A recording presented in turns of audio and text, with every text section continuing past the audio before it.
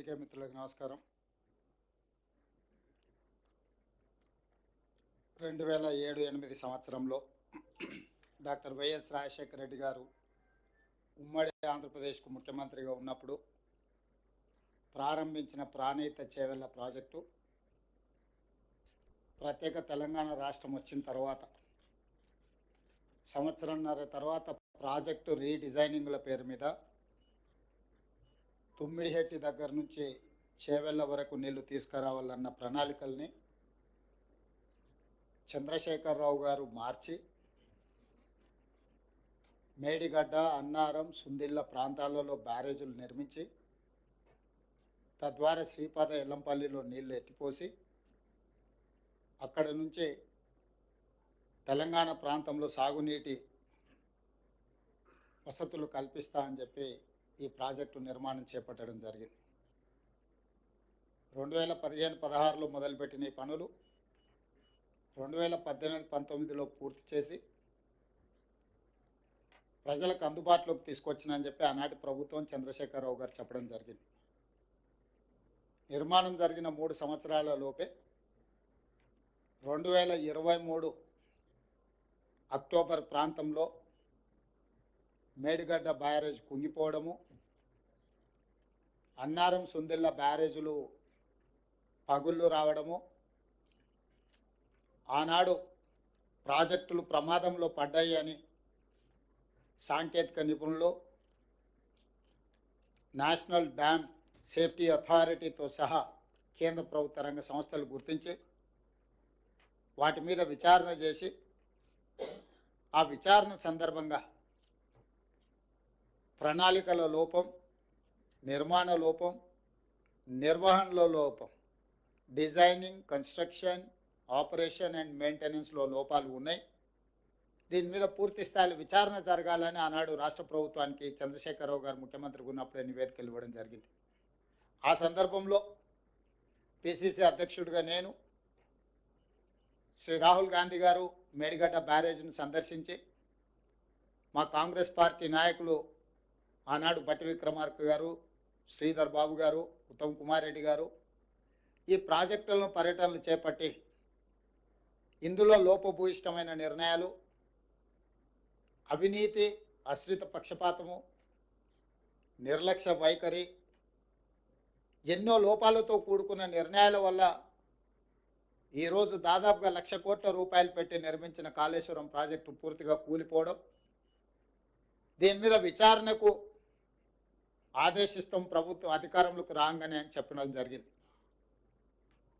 ఎన్నికల మేనిఫెస్టోలో కూడా ఈ విషయం స్పష్టంగా జ్యుడిషియల్ ఎంక్వైరీ చేస్తామని ఆనాడు మేనిఫెస్టో కమిటీ చైర్మన్గా శ్రీధర్ బాబు గారి నేతృత్వంలో కాంగ్రెస్ పార్టీ తెలంగాణ ప్రజలకు మాట ఇవ్వడం జరిగింది.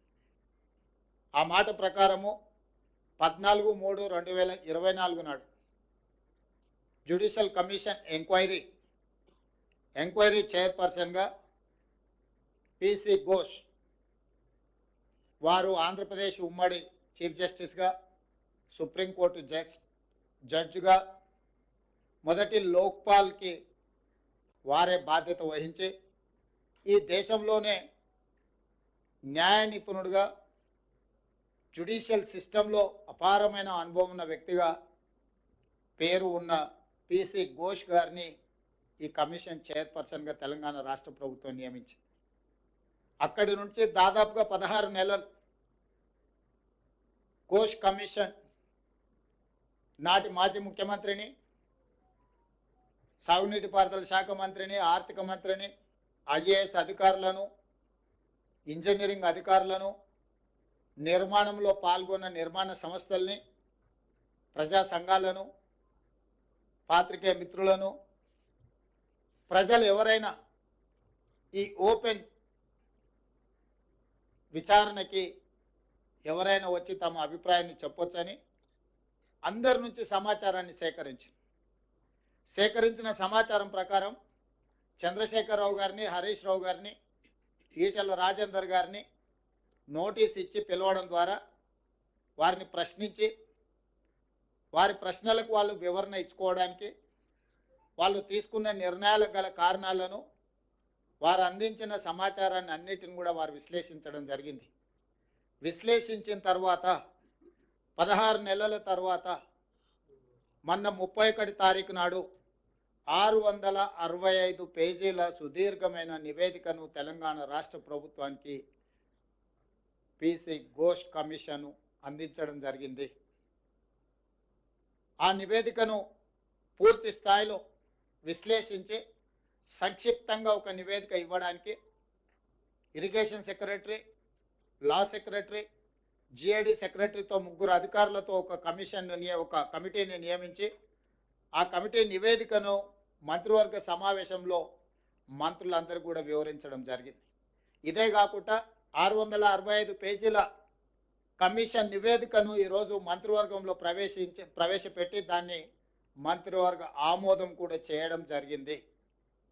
వాటికి సంబంధించిన సమాచారాన్ని పూర్తి స్థాయిలో మీడియా మిత్రులకు చెప్పాలని మంత్రివర్గ సహచరులందరితోని పత్రికా సమావేశాన్ని ఏర్పాటు చేసి అందులో ఉన్న ప్రధానమైన అంశాలను అన్నిటిని కూడా సాగునీటి పారుదల శాఖ మంత్రివర్యులు ఉత్తమ్ కుమార్ రెడ్డి గారు మీకు సుదీర్ఘంగా వివరించారు. అదేవిధంగా ఆర్థిక మంత్రి, ఉప ముఖ్యమంత్రి భట్టి విక్రమార్క గారు అందులో ఉన్న చాలా విషయాలను మీకు తెలియజేయడానికి ప్రయత్నం చేసింది. వీటి నేపథ్యంలో ఊరు మార్చి, పేరు మార్చి, అంచనాలు మార్చి, అవినీతికి పాల్పడి అక్రమాలకు పునాదులు వేసి నిర్మించిన కాళేశ్వరం ప్రాజెక్టు ఈరోజు కూలిపోయింది. స్పష్టంగా కమిషన్ ఇందులో ఈ వివరాలన్నిటిని పొందుపరిచింది. దానికి సంబంధించిన ప్రజాప్రతినిధులు, ఐఏఎస్ అధికారులు, ఇంజనీరింగ్ నిపుణులు, నిర్మాణ సంస్థలకు సంబంధించి పూర్తి వివరాలను విశ్లేషణాత్మకంగా వారు రిపోర్ట్ ఇవ్వడం జరిగింది. ఈ నివేదికను ఈరోజు మంత్రివర్గంలో ఆమోదించడమే కాకుండా రాబోయే రోజుల్లో శాసనసభలో ప్రవేశపెట్టి అన్ని రాజకీయ పక్షాలకు వారి అభిప్రాయాన్ని చెప్పే అవకాశం కల్పించి, including leader of opposition din chief minister Chandrashekar Rao గారు, ఆనాటి సాగునీటి పారుదల మంత్రులు, ఇతర మంత్రులందరూ కూడా ఆనాటి మంత్రివర్గంలో ఉన్న వాళ్ళందరూ కూడా వాళ్ళ అభిప్రాయాలు చెప్పడమే కాకుండా చట్టసభలలో, శాసనసభలో కావచ్చు, శాసన మండలిలో కావచ్చు, ప్రజాప్రతినిధులు స్పష్టంగా ఈ నివేదిక పట్ల ఒక అవగాహన తెచ్చుకోవడమే కాకుండా వాళ్ళ అభిప్రాయాలను స్వేచ్ఛగా చెప్పడానికి అవకాశం కల్పించాలని ఈరోజు మంత్రివర్గ సమావేశంలో మేము నిర్ణయం తీసుకున్నాం.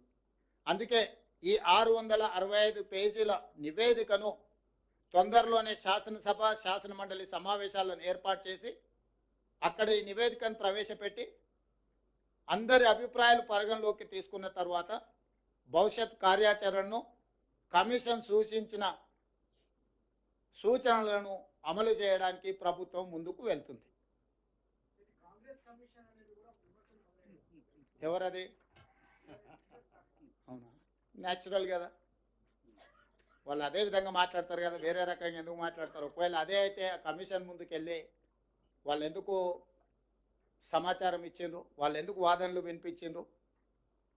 తమకు అనుకూలంగా ఉంటే ఒక రకంగా, తమ తప్పులను ప్రశ్నిస్తే ఇంకొక రకంగా మాట్లాడడం అనేది మొదటి నుంచి వాళ్ళకున్న అలవాటు.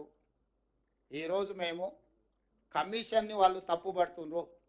ఇంతకుముందు భట్టి విక్రమార్క గారు స్పష్టంగా చెప్పారు, ఇది ఒక రాజకీయ పార్టీ నివేదికను, రాష్ట్ర ప్రభుత్వ నివేదిక కాదు, independent judicial enquiry report headed by Pinaki Chandra Ghosh, eminent personality. He headed as a Supreme Court judge, Lokpal chairperson. ఇలాంటి ప్రధానమైన బాధ్యతలు నిర్వహించిన వ్యక్తి 16 నెలలు అందరికి అవకాశం ఇచ్చి వాళ్ళు చెప్పుకోవడానికి అందరికీ సమానమైన అవకాశాలు కల్పించి ఈరోజు నివేదిక ఇచ్చిండు. కాబట్టి ఆ నివేదిక మీద ఇంకా ఎవరు ఏ రకంగా మాట్లాడతారు, ఏ రకంగా విశ్లేషణ ఇస్తారు అనేది వాళ్ళ విజ్ఞతకే నేను వదిలేస్తున్నా.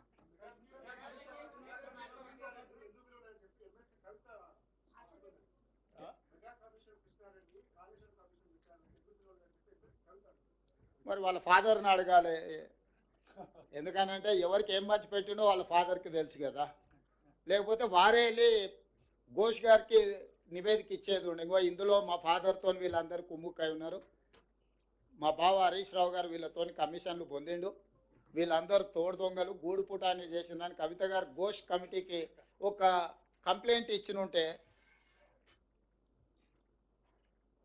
ఖచ్చితంగా పిలిచి ఉండేవాళ్ళు. ఇప్పుడు కమిషన్ నివేదిక ఇచ్చిన తర్వాత ఎవరిని ప్రశ్నిస్తుంది? ఒకవేళ ఘోష్ గారిని ప్రశ్నించాలంటే వారు కలకత్తాలో ఉంటారు, కవిత గారు కలకత్తాకి వెళ్ళి ప్రశ్నలు వేయొచ్చు.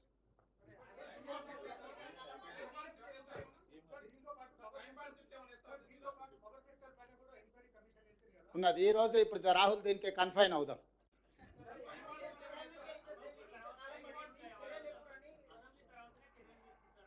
అసెంబ్లీలో చర్చలు చేసిన తర్వాత చర్చల సారాంశం ప్రకారం భవిష్యత్ కార్యాచరణ ఉంటుంది.